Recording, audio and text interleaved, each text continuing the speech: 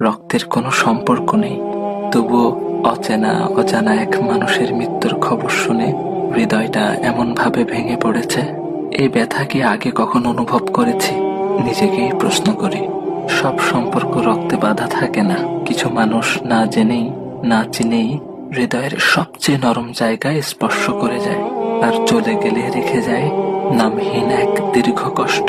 কেন জানি মনে হচ্ছে এই শোকটা শুধু তার চলে যাওয়ার নয়, এ যেন মানবতার এক নীরব অংশের বিদায়। চেনা ছিল না, কথা হয়নি কখনো, তবু তার অনুপস্থিতি হৃদয়ে গভীর শূন্যতা রেখে গেছে।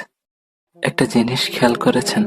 আমার ভাই ওসমান হাদিকে গুলি করা হলো জুমার নামাজের পর, আর তিনি তার রবের ডাকে সাড়া দিয়ে চলে গেলেন জুমার রাতে।